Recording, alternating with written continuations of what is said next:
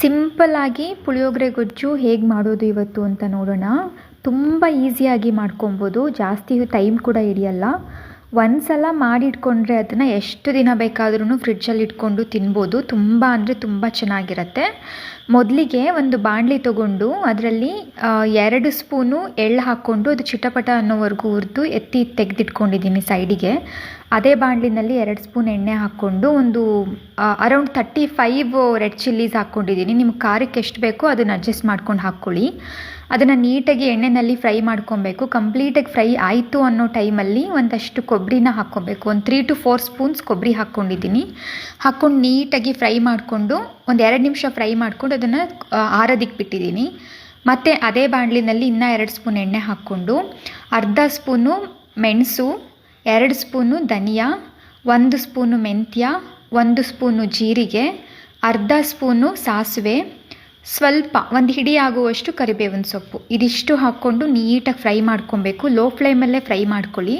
ಅದು ಕಪ್ಪಾಗಬಾರ್ದು. ಕಪ್ಪಾಗದೇ ಇರೋ ಥರ ನೋಡಿಕೊಂಡು ಆವಾಗವಾಗ ತಿರುಗಿಸ್ತಾ ಕೈ ಆಡಿಸ್ತಾ ಮಾಡಿಕೊಂಡು ಪಕ್ಕಕ್ಕೆ ತೆಗೆದಿಟ್ಕೊಳ್ಳಿ. ಒಂದ್ಸತಿ ಅದೆಲ್ಲ ಫ್ರೈ ಆಯಿತು ಅಂದಮೇಲೆ ಅದೆಲ್ಲ ಆರಿದ ಮೇಲೆ ಒಂದು ಮಿಕ್ಸಿ ಜಾರಲ್ಲಿ ಅರ್ಧ ಸ್ಪೂನು ಟರ್ಮರಿಕ್ ಪೌಡರ್ನ ಹಾಕ್ಕೊಂಡು ನುಣ್ಣಗೆ ರುಬ್ಕೊಬೇಕು. Fine powder ಆಗಬೇಕದು. ಇವಾಗ ಮತ್ತೆ ಅದೇ ಬಾಣಲಿನಲ್ಲಿ 1 ಕಪ್ಪಷ್ಟು ಎಣ್ಣೆ ಹಾಕ್ಕೊಂಡು 1 ಸ್ಪೂನು ಸಾಸಿವೆ, 1 ಸ್ಪೂನು ಹಿಂಗು, ಒಂದು ಹಿಡಿಯಷ್ಟು ಕಡಲೆಬೇಳೆ, 1 ಕಪ್ಪು ಕಡಲೆ ಬೀಜ, ಮತ್ತು 1 ಹಿಡಿಯಷ್ಟು ಉದ್ದಿನಬೇಳೆ, ಇದಿಷ್ಟು ಹಾಕಿ ಮತ್ತು ಒಂದು 3 to 4 ಕೆಂಪು ಮೆಣಸಿನ್ಕಾಯಿನ ಮುರಿದು ಹಾಕ್ಕೊಂಡಿದ್ದೀನಿ.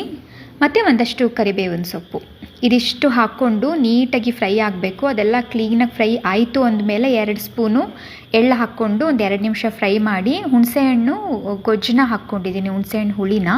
ಇಲ್ಲಿ ನಾನು ಆರೆಂಜ್ ಸೈಜ್ದು ಹುಣಸೆ ಹಣ್ಣನ್ನು ನೀರಲ್ಲಿ ನೆನೆಸಿಟ್ಟು ಅದನ್ನು ಹುಳಿಯಾಗಿ ಹುಳಿ ಹಾಕ್ಕೊಂಡಿದ್ದೀನಿ, ರಸ ಹಾಕ್ಕೊಂಡಿದ್ದೀನಿ. ಅದಾದಮೇಲೆ ರುಚಿಗೆ ತಕ್ಕಷ್ಟು ಉಪ್ಪು ಮತ್ತು ಒಂದು 3 to 4 ಸ್ಪೂನ್ಸು ಬೆಲ್ಲ ಸಕ್ಕರೆ ಯಾವುದಾದ್ರೂ ಹಾಕ್ಕೊಳ್ಳಿ. ಹಾಕ್ಕೊಂಬಿಟ್ಟು ಒಂದು ಸಲ ತಿರುಗಿಬಿಟ್ಟು ಆ ಹುಳಿ ಏನಿದೆಯೋ ರಸನ ಬಾಯ್ಲ್ ಮಾಡಿ ಅದು ಕಂಪ್ಲೀಟಾಗಿ ಗಟ್ಟಿ ಆಗಬೇಕು ಮತ್ತು ಎಣ್ಣೆ ಬಿಟ್ಕೊಬೇಕು. ಅಲ್ಲಿವರೆಗೂ ಫ್ರೈ ಮಾಡ್ತಾಯಿರಿ, ಆವಾಗವಾಗ ತಿರುಗ್ತಾಯಿರಿ, ಕೈ ಬಿಡೋಕ್ಕೆ ಹೋಗಬೇಡಿ. ಒಂದು ಸಲ ಅದು ಗಟ್ಟಿ ಆಯಿತು ಅಂದಮೇಲೆ ನಾವು ರುಬ್ಬಿ ಇಟ್ಕೊಂಡಿದ್ವಲ್ಲ ಆ ಪೌಡರ್ನ ಹಾಕಿ ನೀಟಾಗಿ ಮಿಕ್ಸ್ ಮಾಡಿ.